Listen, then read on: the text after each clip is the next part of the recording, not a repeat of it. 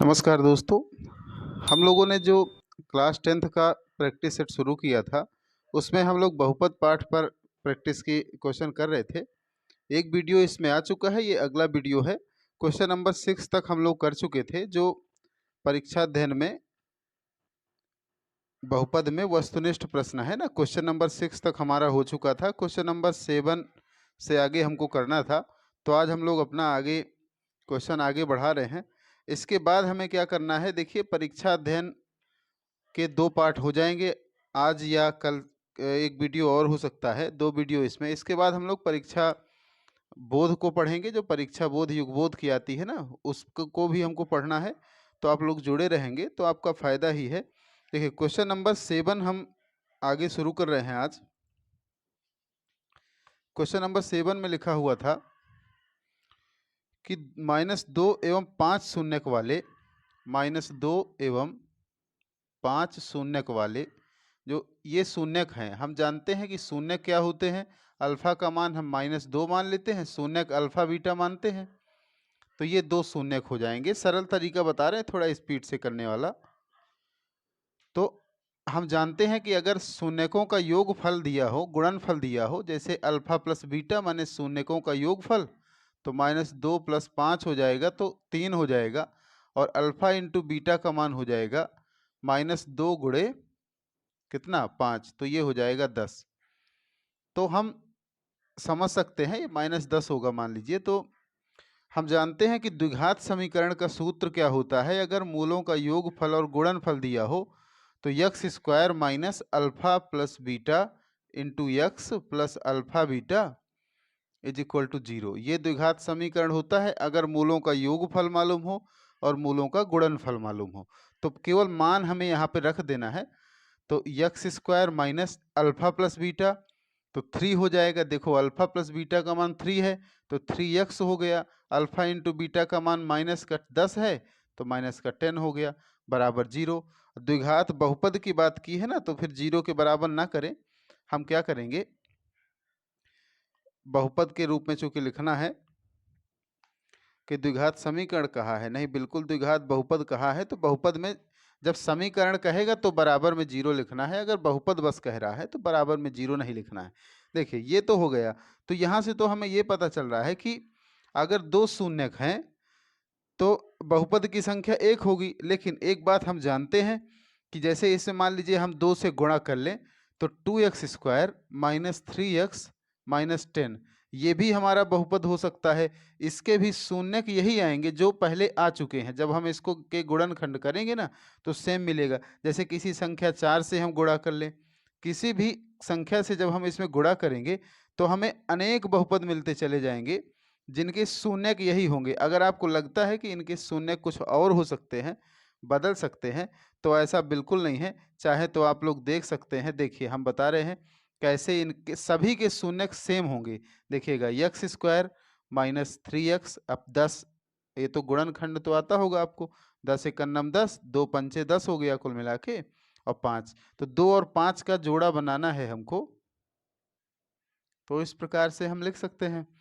यहाँ से मिलेगा हमको 10 मिल जाएगा, बिल्कुल। माइनस ऐसा करना पड़ेगा, क्योंकि 3 चाहिए ना, माइनस का 3 चाहिए दोनों को घटाने पर। ये गुणनखंड है, 9वीं क्लास से है, तो आप लोगों से बनता होगा, हम ये मान करके चल रहे हैं। तो इसलिए ज़्यादा डिटेल से इसको नहीं समझा रहे हैं। अगर नहीं आएगा तो बताना है, तो हम इसको फिर से करा देंगे अगले वीडियो में। गुणनखंड करना अगर किसी को नहीं आ रहा है तो। देखिए, ये जानते हैं यक्स कॉमन हो गया, ये भी हो गया, तो यक्स हो गया, यक्स प्लस 2 दोनों से मिल रहा है, तो यक्स प्लस 2 बाहर आ जाएगा और यक्स माइनस 5 हो जाएगा। तो देखिए, ये शून्य के इससे हमें क्या मिलेंगे, -2 मिलेगा और 5 मिलेगा। यही यहाँ पे लिखा हुआ है। कहने का मतलब बस इतना है। सिर्फ देखिए, आप लोग क्या है, क्वेश्चन याद कर लेते हैं। अब ऐसा क्वेश्चन आएगा कि अगर 2 शून्यक हैं तो बहुपदों की संख्या में हमको क्या लगाना है, 3 से अधिक होंगे। इसका जो आंसर सही है, 3 से अधिक कैसे होंगे ये भी तो समझना है ना। तो 1 2 3 4 5, चाहे जितने चाहे उतने हम बहुपद बना सकते हैं 2 शून्यकों को लेकर। तो इस तरह में अनंत संख्या हो सकती है, पर इसमें अनंत ऑप्शन में नहीं है। तो 7 के डी का जो ऑप्शन है 3 से अधिक, तो वो सही हो जाएगा, 3 से अधिक। हमें लग रहा है बात आपको आसानी से समझ में आ गई होगी। और देखिए ऑब्जेक्टिव को केवल ऑब्जेक्टिव के हिसाब से नहीं पढ़ना है कि 1 नंबर का है, यही क्वेश्चन अगर मान लीजिए 2-3 नंबर में आ जाएगा तो हमको करके भी तो बताना है। तो हम ठीक से करेंगे तो बात ज़्यादा ठीक रहेगा, ज़्यादा समय भले ही थोड़ा लग जाएगा पर चीज़ें स्पष्ट हो जाएंगी, ताकि अगर बड़ा क्वेश्चन बन करके यही आता है तो हम लोग आराम से कर सकें। इसके बाद देखिए अगला इसमें क्वेश्चन करेंगे हम लोग, क्वेश्चन नंबर 8 है। अब देखिए 8 क्वेश्चन नंबर से यहाँ पर एक थोड़ी समस्या है। समस्या ये है कि आप लोग वो चीज़ें छोड़ देते हैं जो परीक्षा में नहीं आनी। जैसे त्रिघात बहुपद है, त्रिघात बहुपद के जो फॉर्मूले हैं वो छोड़ देते हैं। उसमें लिखा है ना कि परीक्षा की दृष्टि से महत्वपूर्ण नहीं है, पर ये इसमें क्वेश्चन है। देखिए अब क्वेश्चन है तो हमको करना पड़ेगा। तो इसके लिए थोड़ा समझना है। सबसे पहले एक फॉर्मूला देखना है ax³ अगर मान लीजिए इस प्रकार से त्रिघात बहुपद लिखा हो bx² + cx + d बराबर 0, या ऐसे करके बहुपद लिखना है तो बराबर 0 नहीं कर रहे हैं। चलिए तो ये त्रिघात बहुपद लिखा है। तो त्रिघात बहुपद के जो शून्यक होते हैं या मूल होते हैं, शून्यक मान लीजिए चाहे मूल, बात एक ही है। शून्यक जो इसके होंगे, शून्यक होते हैं अल्फा, बीटा और गामा।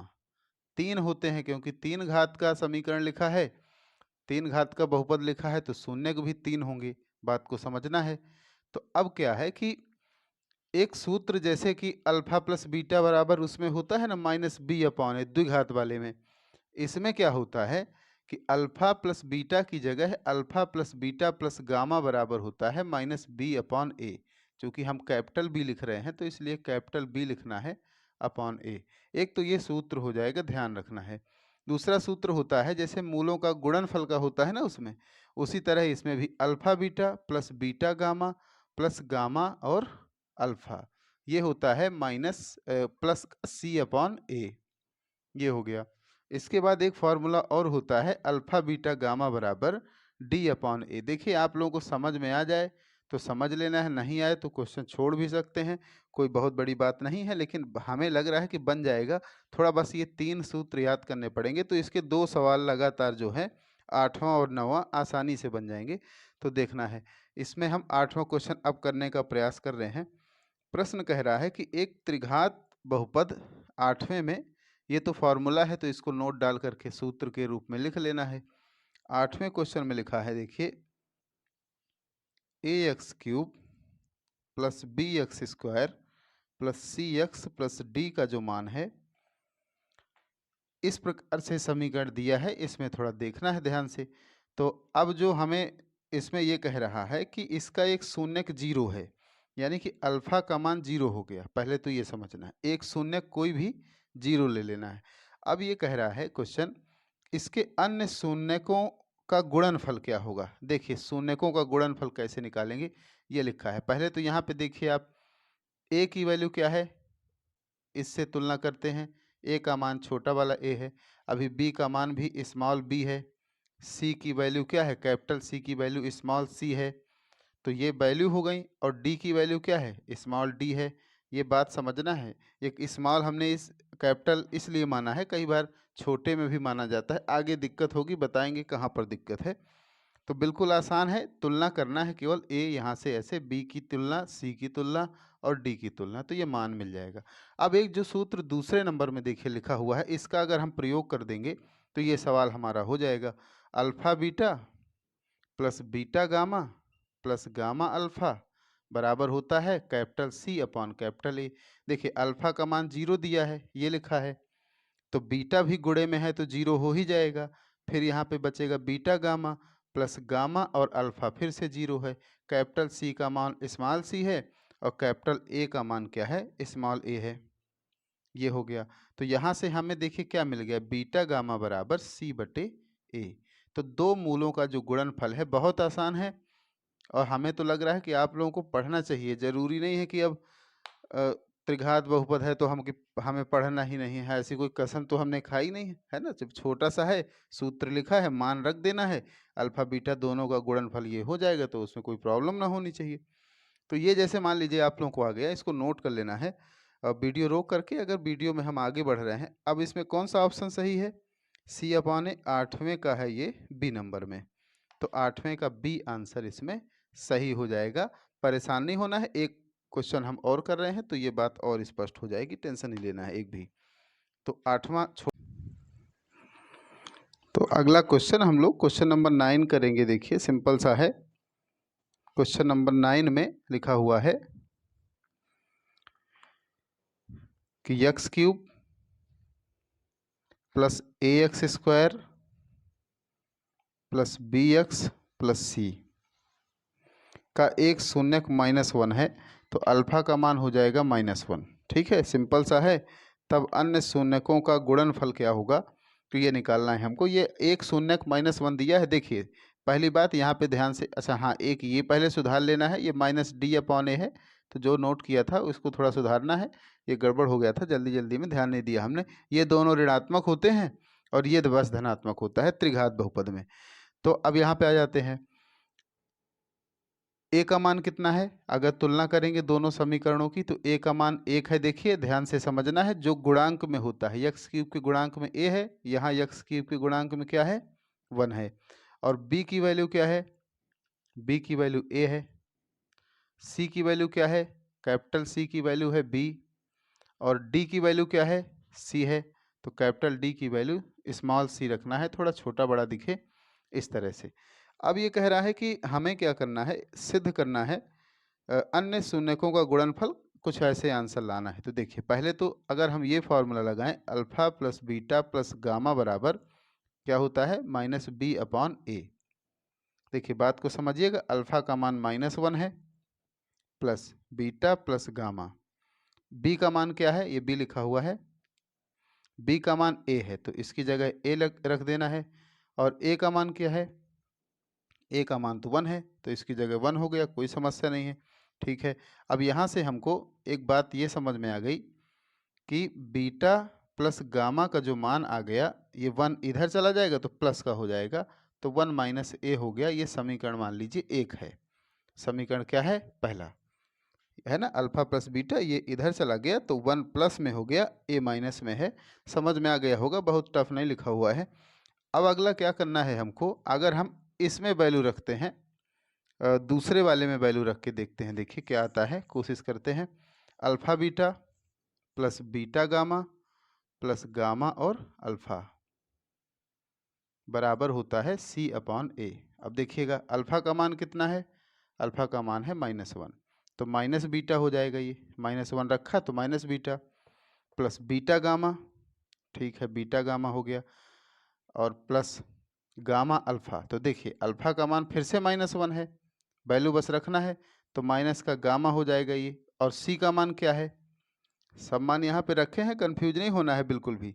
सी का मान बी है तो सी की जगह बी रख लिया। ए का मान 1 है तो ए का मान 1 रख लिया। अब देखिए ये दोनों में अगर हम माइनस कॉमन ले लें तो हम जानते हैं कि ये बीटा प्लस गामा हो जाएगा। ये दोनों में अगर माइनस कॉमन ले लेंगे तो बीटा प्लस गामा हो जाएगा, और ये बीटा गामा हो जाएगा बराबर बी बचेगा, केवल बी। एक तो हट जाएगा, एक तो डिवाइड में है, बटे में है। अब इसका मान क्या है? समीकरण 1 से देखिए, समीकरण 1 से इसकी जगह पर है बीटा प्लस गामा का मान 1 - a प्लस बीटा गामा। बस हो गया सवाल हमारा। अब देखिएगा बीटा गामा का जो आंसर होगा, बीटा गामा बराबर, इसको उधर ले जाएंगे तो माइनस में लिखा है तो प्लस में हो जाएगा, तो b + 1 - a। ये सेम सेम इधर ले आए, ये माइनस चला गया तो प्लस हो गया। तो कुल मिलाकर के कहने का मतलब क्या है कि ये आंसर हमारा हो जाएगा b - a को पहले लिख लेंगे और 1 को बाद में लिख लेंगे। तो ये हमारा बीटा गामा का जो मान है ये हो जाएगा b - a + 1। आया समझ में थोड़ा? आंसर नंबर ए सही होगा, ये बात हमको समझना है। ए में ही है ये, b - a + 1, 9th का ए नंबर, बिल्कुल। ये देखिए, तो अगर नहीं समझ में आ रहा है तो परेशान नहीं होना है। जो लोग आसानी से समझ सकते हैं वो लोग ध्यान देंगे। ये त्रिघात बहुपद है, त्रिघात बहुपद के 2 सवाल हैं, और हमने अगर ये 3 फार्मूले आपको याद हैं तो मान लीजिए ऑब्जेक्टिव ऐसा आ जाता है तो हम आराम से कर सकते हैं। इसको नोट कर लेना है वीडियो रोक करके और समझ लेना। नहीं समझ में आए तो आप कहेंगे तो त्रिघात बहुपद के 1-2 सवाल हम अलग से करा देंगे, कोई दिक्कत की बात नहीं है। बस इतने ही 2 सवाल हैं, चाहे तो आप इनको नोट ना करें या नहीं भी लिखें, कोई दिक्कत नहीं है, पर हमें लग रहा है कि लिख लेना बेहतर है। मान लीजिए आ गया तो कम से कम हमारी थोड़ी तैयारी तो रहेगी। याद तो करना नहीं है बिल्कुल, कोई भी प्रश्न याद नहीं करना है, हर क्वेश्चन हम हल करके बता रहे हैं, बिल्कुल परेशान होने की ज़रूरत नहीं है। देखिए 10वें नंबर में जो क्वेश्चन है, अब 10वें में कह रहा है कि एक द्विघात बहुपद x square plus 99x plus 127 ये लिखा है। ये कौन सा बहुपद है? द्विघात या वर्ग बहुपद के शून्यक होंगे। कैसे होंगे ये बताना है हमको। तो माना इसके शून्यक अल्फा बीटा हैं, ये सबको पता है, हर बार अल्फा बीटा मानते हैं। अल्फा प्लस बीटा का मान माइनस बी अपॉन ए होता है, माइनस का 99 हो जाएगा। समीकरण पहला हो गया, ये बात समझना है। समीकरण 1 लिखा है अल्फा इंटू बीटा मूलों का गुणनफल कितना होगा? सी अपॉन ए, तो 127। ये सी है ना, इतना तो हमें लग रहा है आप लोगों को आ जाता होगा। ए का मान 1 है, बी का मान 99 है और सी का मान 127 है। अब ये माना जाता है कि थ्योरी आपने बहुत अच्छे से पढ़ी है, तब आप ऑब्जेक्टिव कर रहे हैं, है ना। ये विकल्पी तो तभी आएंगे जब थ्योरी आती होगी।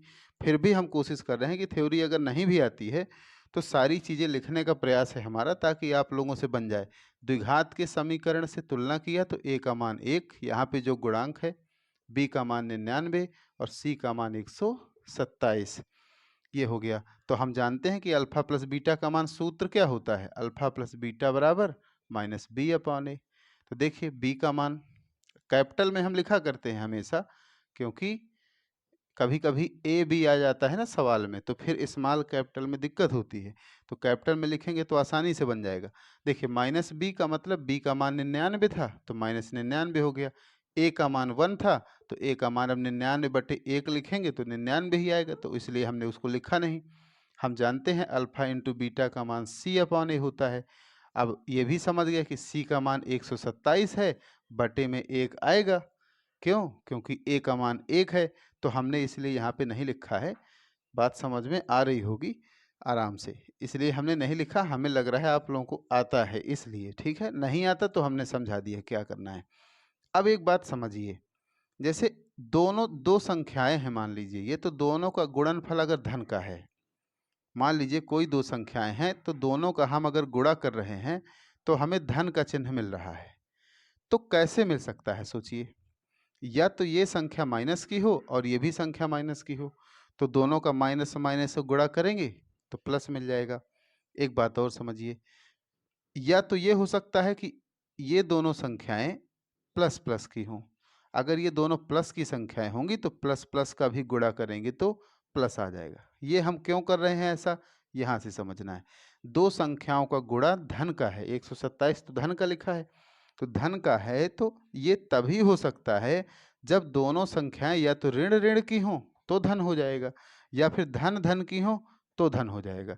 तो एक बात यहाँ से स्पष्ट हो गई कि जो दोनों मूल हैं यानी कि अल्फा बीटा हैं, तो या तो दोनों ऋण के हैं और या फिर दोनों धन के हैं, माने इनका चिन्ह क्या है? समान है। यहाँ से ये बात स्पष्ट हो जाती है। बस एक बात और समझना है थोड़ा सा ध्यान से, यहाँ से ये बात स्पष्ट है कि अल्फा तथा बीटा समान चिन्ह के होंगे, समान चिन्ह के होंगे। ये बात स्पष्ट हो गई। अब दूसरी बात समझना है, यहाँ पर आगे अगला एक बात और, कुछ लोग ये कहेंगे आपसे कि एक चीज़ और चेक करना होता है। वो क्या चेक करना है हम बता रहे हैं। इन दोनों को जोड़ने पर भी माइनस आना चाहिए। मान लीजिए ये दोनों माइनस है ना, ज़्यादा ओवरलोड नहीं समझना है, आराम से समझना है, बात समझ में आ जाएगी। सवाल कठिन है, देखिए हम चाहें तो आपको याद करा सकते हैं, आगे बढ़ा सकते हैं, हमारा काम याद कराना नहीं है। ये सवाल अगर बड़े प्रश्नों में 2-3 नंबर में आ गया तो हम कैसे समझाएंगे, ये चीज़ें भी साथ में करते रहेंगे तो हमारी तैयारी होती रहेगी, रिवीजन होता रहेगा। तो यहाँ पर ये लिखा हुआ है कि मूलों का भाई गुणनफल वाला तो हमने चेक कर लिया, तो हमें पता चल गया समान चिन्ह की होंगी। इसको भी थोड़ा देख लेते हैं।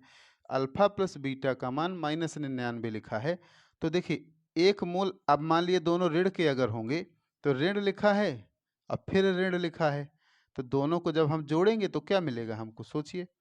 ऋण की संख्या और ऋण की संख्या दोनों को जोड़ दिया तो ऋण की संख्या मिलेगी हमेशा। भाई ऋण ऋण को जोड़ा गया है तो ऋण आया है। अब ये नहीं कहना है ऋण ऋण को जोड़ा गया है धन आ गया। धन तो तब आएगा ना जब ऋण और ऋण का गुणा होगा, बात को समझना है। तो अभी जोड़ा गया है दोनों, मान लीजिए ऐसे है ना, -5 है और -5 है, दोनों जुड़ गए तो -10 हो गया। वही बात लिखी है ना, माइनस की संख्या आएगी। फिर कह रहा है कि धन और धन को अगर जोड़ा जाए, मान लीजिए दोनों संख्या प्लस की हैं, तो हमको क्या मिलेगा, प्लस मिलेगा। बात समझ में आ रही है। दोनों संख्याएं अगर प्लस की हैं तो हमें प्लस मिलेगा, ठीक है, और दोनों माइनस की हैं तो माइनस मिलेगा। तो देखिए बात यहाँ पे समझने वाली है। इसका मतलब क्या है कि दोनों संख्याएं समान चिन्ह की होंगी, है ना। इसमें क्वेश्चन नंबर कौन सा चल रहा था हमारा, 10वां, ठीक है। हाँ 10वें में आंसर बी है बिल्कुल, दोनों ऋणात्मक होंगी। ये यहाँ से स्पष्ट होगा, बात समझिएगा। प्लस प्लस को जोड़ा जाएगा तो प्लस आएगा, ठीक है। अब देखिए दोनों को जोड़ करके कौन सी संख्या है, माइनस की, ठीक है। दोनों को जोड़ करके प्लस की नहीं है, तो इसका मतलब है कि दोनों को जोड़ करके प्लस नहीं बनाना है।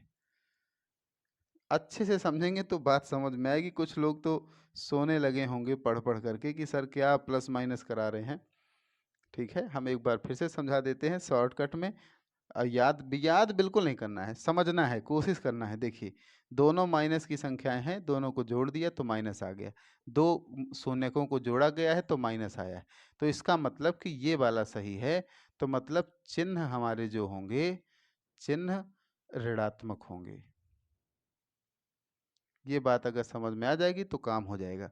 इस चीज से दो चीजें स्पष्ट हुई, क्या क्या, कि या तो ये दोनों ऋण के हैं या फिर ये दोनों धन के हैं।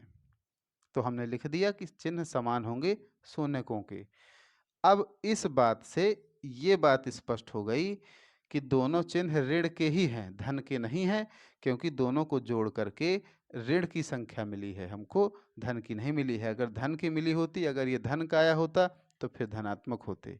तो हमें लग रहा है बात समझ में आ गई होगी। एक बार में नहीं समझ में आई तो वीडियो को पीछे करके थोड़ा एक बार दो बार थोड़ा सुन लेना है ना। याद नहीं करना है, हम बार बार इस बात को दोहरा रहे हैं।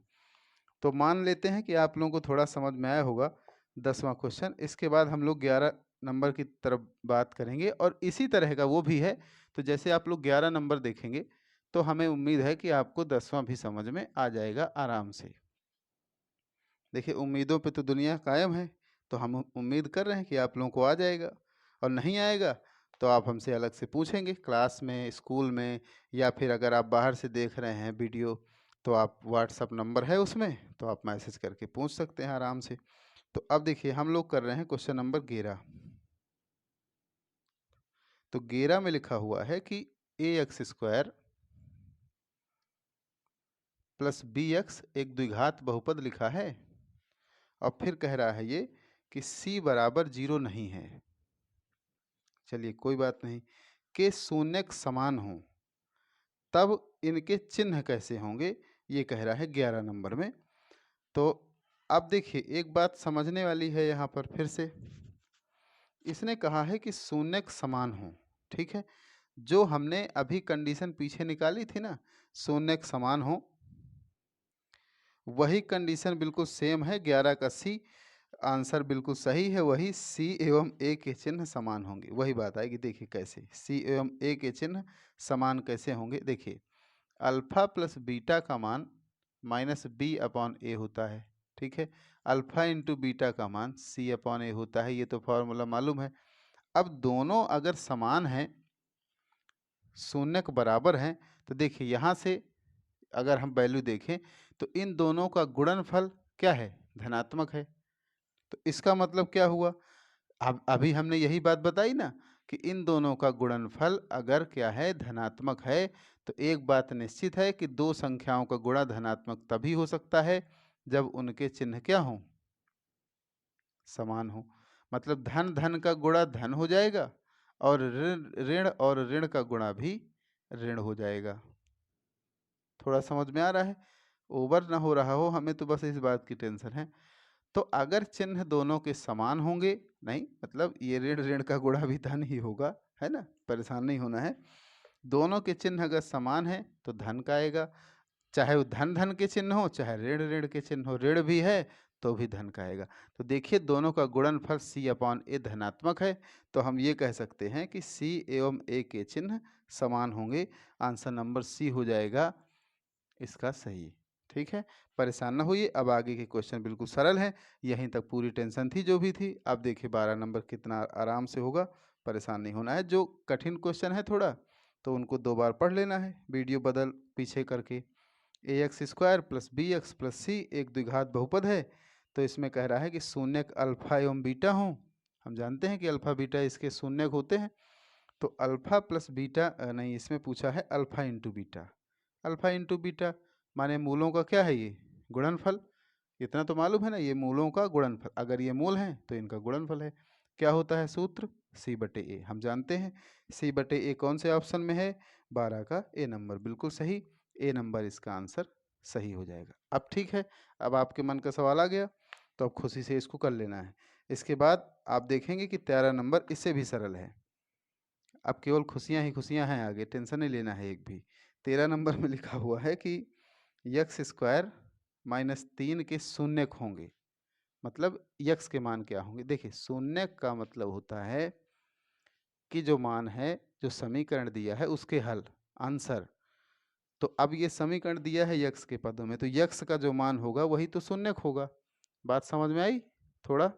बिल्कुल, हमें उम्मीद है कि बात समझ में आप लोगों को आ गई होगी। x² - 3, तो अगर इसको 0 के बराबर करें शून्यक निकालने के लिए, तो हम इसको लिखेंगे, या 0 के बराबर नहीं भी करें ना तो हम इसको ऐसे भी कर सकते हैं। देखिए x² √3 का स्क्वायर लिख सकते हैं। देखिए कोई संख्या है, हम जानते हैं कि अगर उसका वर्ग करते हैं अंडर रूट की है तो वर्ग हट जाता है।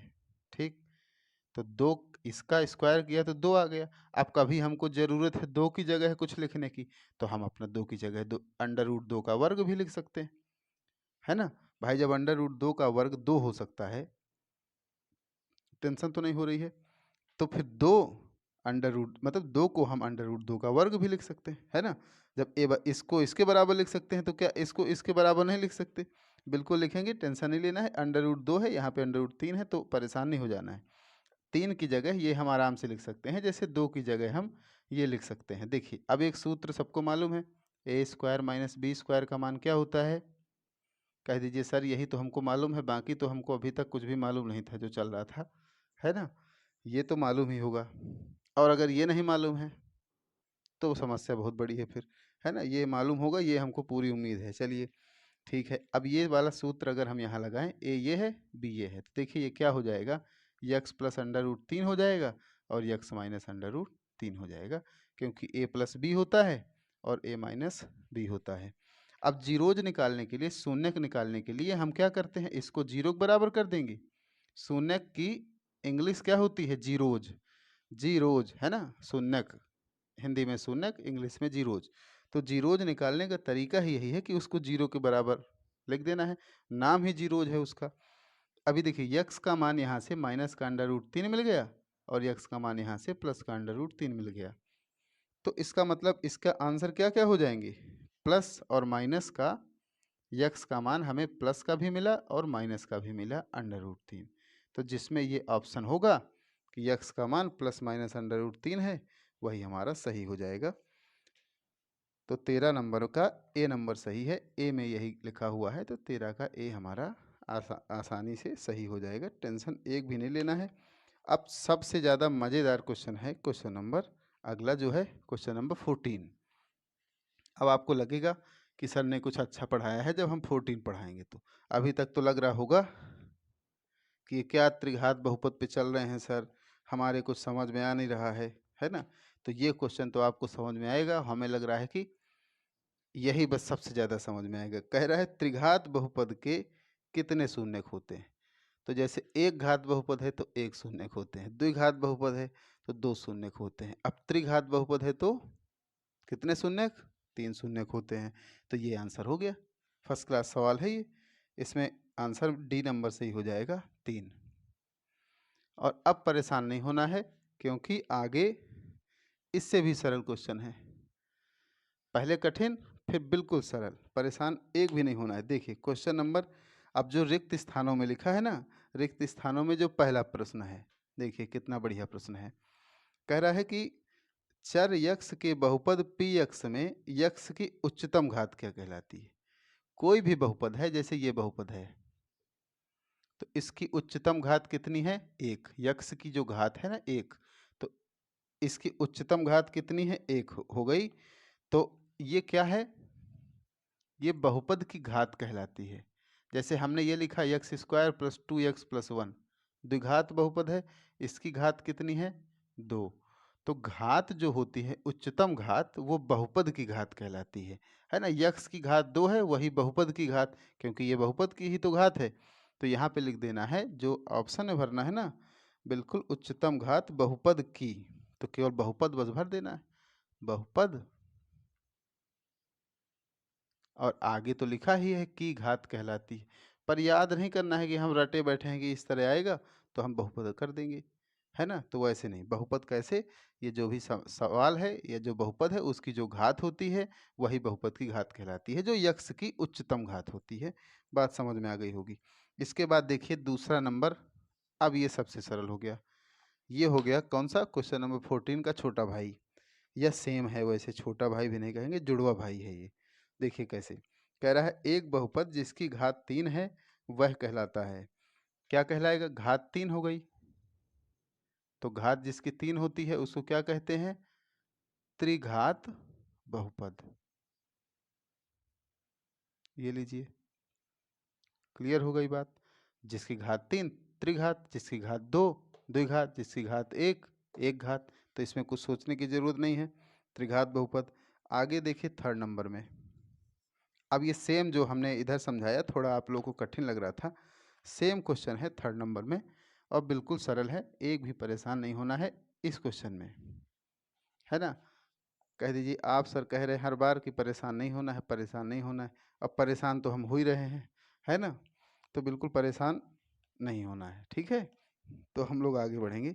क्वेश्चन नंबर थर्ड में लिखा हुआ है x-1, फिर लिखा हुआ है x-2 के शून्यक होंगे। कौन कौन से होंगे, दो जगह पे खाली स्थान है, एक जगह एवं फिर दूसरी जगह। हमने अभी बताया कि शून्यक निकालने के लिए, शून्यक है तो शून्य के बराबर कर देना है, तो शून्यक है तो शून्य के बराबर कर दो। तो शून्य के बराबर किया तो यक्स का मान कितना, एक हो गया, और यक्स का मान कितना, दो हो गया। तो यहाँ पे भर देना है एक, और यहाँ पे भर देना है दो, कि इसके शून्य कितने हैं, एक है तथा दो है।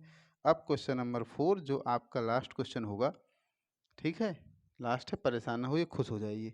दो बहुपदों का योग होता है। तो जैसे ये बहुपद है, देखिए हम उदाहरण दे के इसलिए समझा रहे हैं, हम चाहें तो सीधे आंसर बता सकते हैं, पर अगर यही प्रश्न मान लीजिए 2 नंबर में आ गया, 3 नंबर में आ गया कि दो बहुपदों का योग क्या होता है, उदाहरण दे के बताइए, तो फिर हम सोचेंगे कि यार पढ़ा तो था, अब बस वही उतना ही लिख देंगे कि दो बहुपदों का योगफल एक बहुपद होता है। कैसे होता है वो बताने में मुश्किल पड़ जाएगा। तो मान लीजिए ये एक बहुपद है, दूसरा बहुपद ये है x+3, तो हमने इनको जोड़ा तो क्या मिल गया, अभी यक्स यक्स जोड़ के 2x हो गया, और 3 और 1 जोड़ करके 4 हो गया। तो 2x+4 मिल गया हमको। तो ये भी क्या है, यह भी एक बहुपद है। भाई ये भी बहुपद है, ये भी बहुपद है, और ये भी बहुपद है ना। तो बात समझ में आ गई होगी कि अगर दो बहुपदों को जोड़ते हैं तो एक बहुपद हमको मिल जाता है, तो जो इसमें भरना है वो भरना है बहुपद। ठीक है, तो इतना हमें लग रहा है पर्याप्त है आज के लिए, इसको रोक करके लिख लेना है वीडियो। और इसके बाद हम लोग इसमें एक क्लास और लगेगी, फिर ये चैप्टर हमारा ख़त्म हो जाएगा। तो लगभग शायद 3 वीडियो पहले हो गई थी, ये चौथी वीडियो थी। तो इसके बाद ये चैप्टर ख़त्म होगा, इसके बाद हम लोग आगे की वीडियो, आप लोग कहेंगे तो तीसरा पाठ पढ़ा देंगे, आप कहेंगे तो युग बोध की जो परीक्षा बोध आती है ना, उस पर करेंगे। अभी तो ये परीक्षा अध्ययन चल रही है। ठीक है, तो अब अगले वीडियो का इंतज़ार करना है। तब तक के लिए धन्यवाद।